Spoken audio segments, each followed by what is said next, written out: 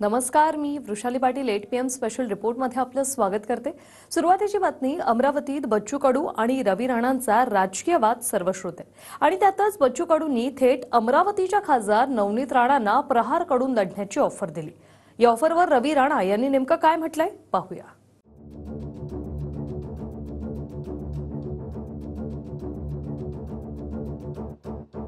आमचे कोण लढू प्रहार करून नवनीत राणांना प्रहारच्या तिकिटावर लढू।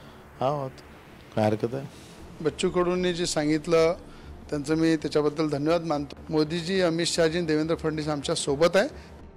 बच्चू कडूंनी थेट खासदार नवनीत राणांनाच अमरावतीतून प्रहार कडून लढण्याची ऑफर दिली। बच्चू कडूंनी महायुतीतून लोकसभेच्या 2 जागांची मागणी केली आहे। अमरावती आणि अकोल्याची जागा कडूंना हवी, तर विधानसभेच्या 15 जागांची मागणी बच्चू कडूंची आहे। अमरावतीतून सध्या रवी राणांच्या पत्नी नवनीत राणा खासदार आहेत। त्या सध्या भाजपच्या बाजूने आहेत, त्यामुळे अमरावतीची जागा महायुतीतून मिळणं कठीण आहे हे बच्चू कडूंनाही माहिती आहे।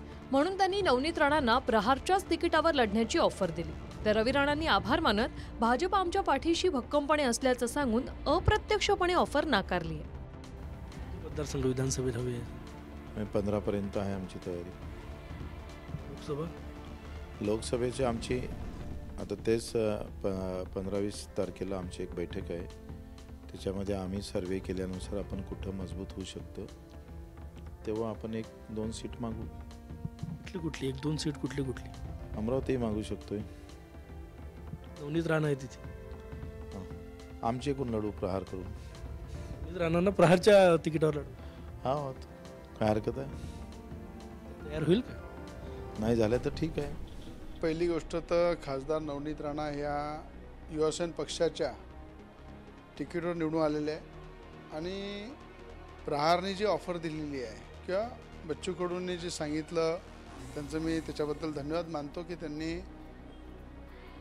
स्वतः त्यांना असं वाटलं की प्रहारची तिकीट म्हणा की बच्चू कडूचं समर्थन म्हणा त्या नवनीत राणाला देतील। आणि आमचा निर्णय देशाचे पंतप्रधान मोदीजी, देशाचे गृहमंत्री अमित शहाजी आणि राज्यामध्ये उपमुख्यमंत्री आदरणीय देवेंद्र फडणवीस साहेब यांना सगळं माहीत आहे कशा पद्धतीने नवनीत राणा लढल्या पाहिजे, कशा प्रकारे युती धर्म पाळला पाहिजे आणि भक्कमपणे मोदीजी, अमित शहाजी, देवेंद्र फडणवीस आमच्या सोबत आहे। रवी राणांनी बच्चू कडूंना युती धर्माचीही आठवण करून दिली। प्रहारनं लोकसभेत युती धर्माचं पालन करावं, नाहीतर पुढे विधानसभेच्याही निवडणुका आहेत असं सूचकपणे राणा बोलले। असं आहे, प्रहार आपलं युती धर्म पाळेल तर स्वाभिमानसुद्धा भविष्यामध्ये आमदारकीच्या वेळेस तो युती धर्म पाळेल। म्हणून सगळ्यांना एकामेकाची गरज आहे। तर मला असं वाटतं की जो युती धर्म पाळेल लोकसभेमध्ये तोच युती धर्माचं पालन विधानसभेमध्ये सुद्धा होणार आहे। सबकी बारी आहे, नंबरमध्ये सगळ्यांच्या बारी राहते। अमरावती जिल्ह्यात बच्चू कडू आणि रवी राणांमधला अंतर्गत वाद जगजाहीर आहे आणि म्हणूनच राणा लोकसभेसाठी बच्चू कडूंना युती धर्माची आठवण करून देत आहेत। त्याचवेळी रवी राणांनी बच्चू कडूंचे दुसरे आमदार राजकुमार पटेलांवरून मोठा गौप्यस्फोट केला। राजकुमार पटेल भाजपच्या वाटेवर आहेत, त्यामुळे आपल्याच जागा सांभाळा असं सांगत दुसऱ्यांना ऑफर देण्याच्या भानगडीत पडू नका हेच राणांनी सांगण्याचा प्रयत्न केला। राजकुमारजी पटेल आहे, त्यांना तेव्हा भाजपने तिकीट न दिल्यामुळं ते विनिंग कॅन्डिडेट होते, निवडून आले। त्याच्यामध्ये काही पक्षाचा काही जास्त रोल नाही आहे। ते वैयक्तिक राजकुमार पटेल हे आपल्या मेलघाटमध्ये त्यांची पकड होती, ते आमदार झाले। आता ते कोणत्या वाट्यावर आहे हे मला माहीत आहे, त्यांनाही माहीत आहे। म्हणून मला असं वाटतं की भाजपची तिकीट मिळाली पाहिजे हे मेलघाटच्या आमदारांनाही वाटते, अनेक लोकांना वाटते। म्हणून मला वाटते आपापल्या लोकांना सांभाळून ठेवलं पाहिजे आणि आपापल्या जागा सांभाळून राहिल्या पाहिजे। आपण आपली जागा जर कायम ठेवली तर आपण लोकांचा विचार करू। अगर आपलीच जागा धोक्यामध्ये असली तर लोकांचा आपण विचार करू शकणार नाही दुसऱ्या उमेदवाराचा। बच्चू कडू अमरावतीच्या अचलपूरचे आमदार आहेत आणि रवी राणा अमरावतीच्या बडनेऱ्याचे। दोन्ही अपक्षच आहेत, मात्र दोघेही सरकारमध्येच आहेत। राणा भाजपच्या बाजूने तर बच्चू कडू शिंदेंच्या बाजूने आहेत। सध्या दोघेही एकमेकांना ऑफर आणि युती धर्माची आठवण करून देत असले तरी वर्षभराआधी एकमेकांना आव्हान आणि घरात घुसून मारण्याची भाषा करत होते। बच्चू कडू हा सोंगाड आहे, याला काही कुठल्याही प्रकारची मान मर्यादा नाही आहे.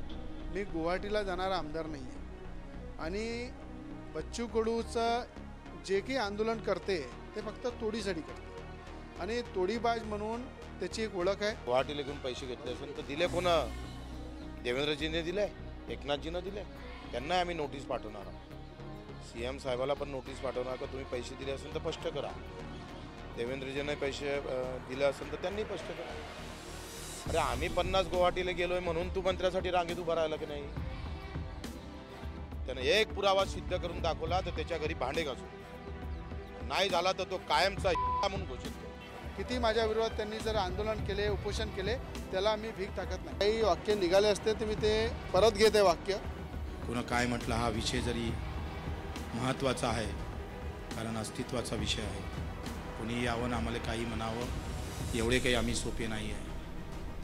ठीक आहे, पहिली वेळ आहे, माफ आहे. आगे कुछ करेंगा, कोई भी करेंगा ना, तर मग प्रहारचा वार कसा असेल ते आम्ही सांगू तुम्हाला. आता बच्चू कडूंनी नवनीत राणांनाच प्रहारकडून उमेदवारीची ऑफर दिली. नागपूरहून गजानन उमाटेसह स्वप्नील उमप, TV9 मराठी, अमरावती.